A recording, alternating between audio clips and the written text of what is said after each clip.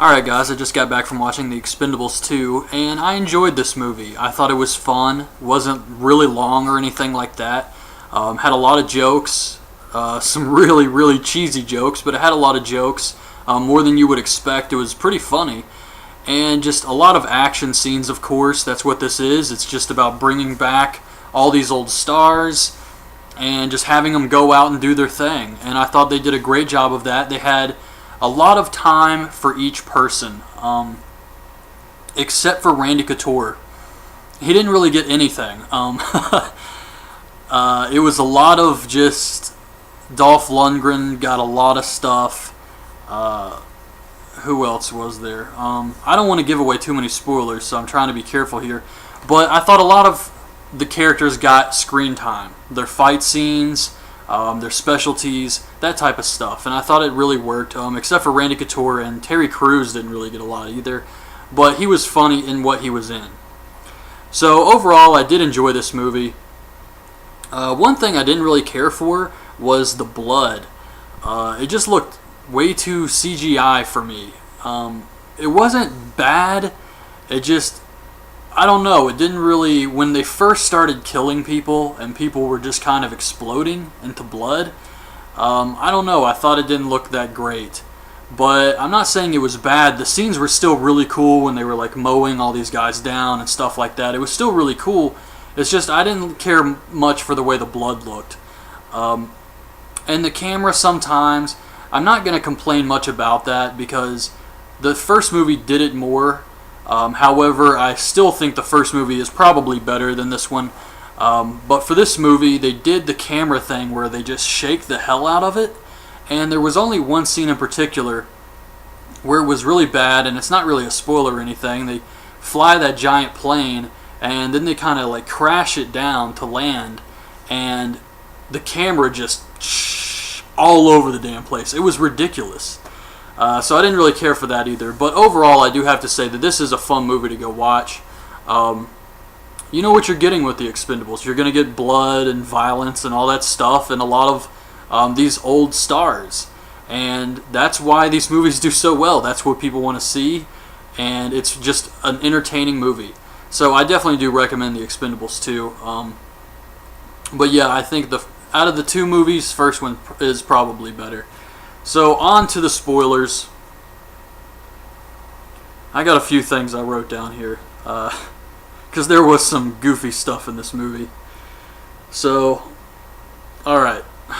The movie starts off, and they rescue Arnold Schwarzenegger from this prison place. Arnold is in this movie for a good bit, along with Chuck Norris, Bruce Willis.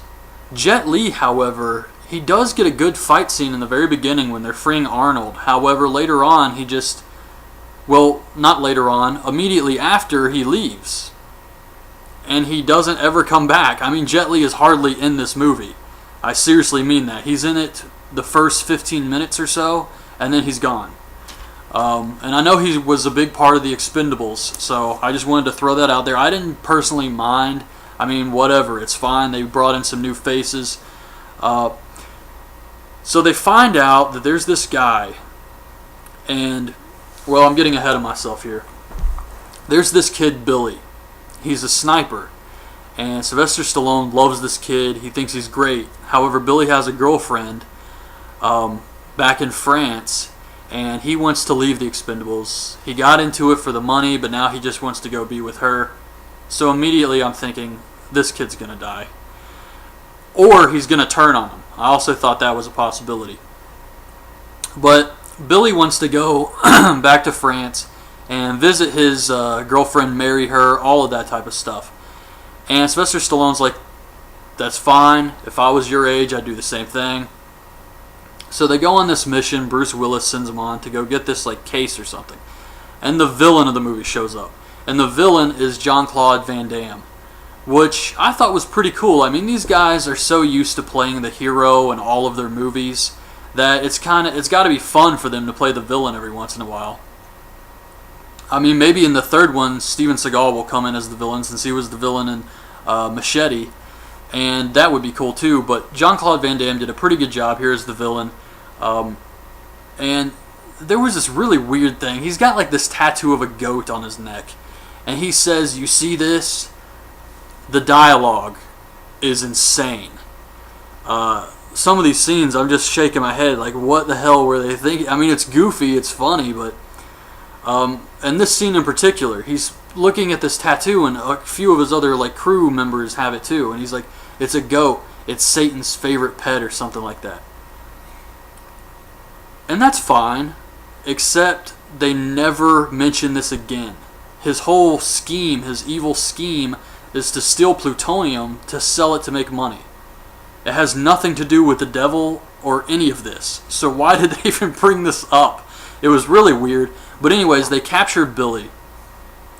And Sylvester Stallone has his men lay down their weapons so that they won't kill Billy. However, Jean-Claude Van Damme has his gang member hold the knife over his heart and hits a roundhouse kick, driving the knife into Billy's heart. Pretty badass stuff here. So yeah, he's going after the plutonium. Sylvester Stallone and his crew, the Expendables, want revenge for Billy, and that's pretty much the plot of the movie. And the funny thing is, after Billy dies, he's dying, and Sylvester Stallone says, "Hang in there, kid." And he's like, "The note, get the note," referring to this note he wants to give his fiancée.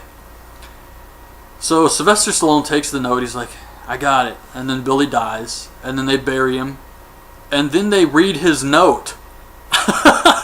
Like, he reads this note that was clearly written for his fiancée, and he's like, "I love you so much.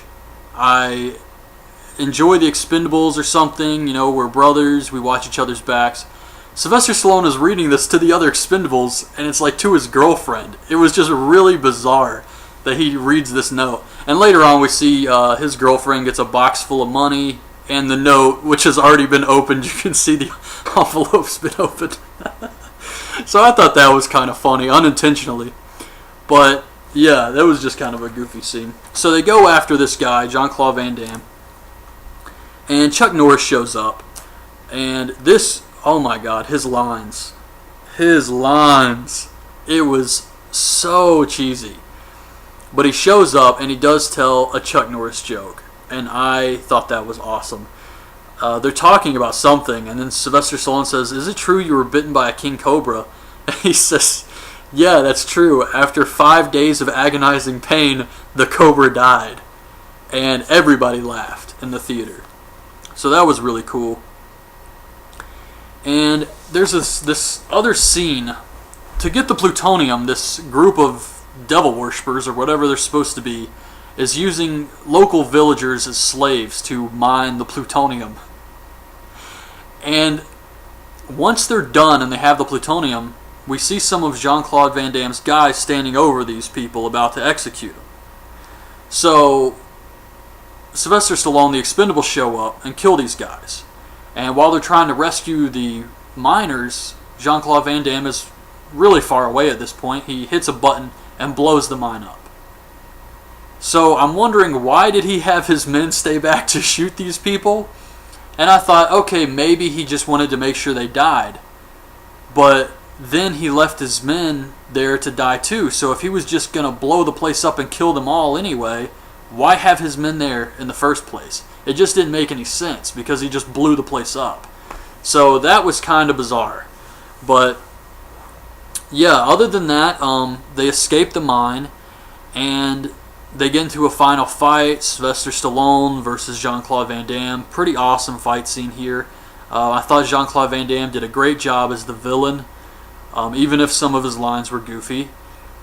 But yeah, and then they, save the day and stop the villains and send the money to Billy's wife and all that good stuff, and continue on towards Expendables 3, I guess, which is definitely a good thing, because I do like this series of movies. I think it's awesome, it's great. Definitely check this movie out. If you didn't really care much for the first one, you're not going to like this one. But if you did enjoy the first one and you know what you're getting going in, I definitely recommend this movie. So that's it, guys. That's my review of The Expendables 2. Hope you liked this video. Leave your thoughts on this movie in the comments below. and thanks for watching.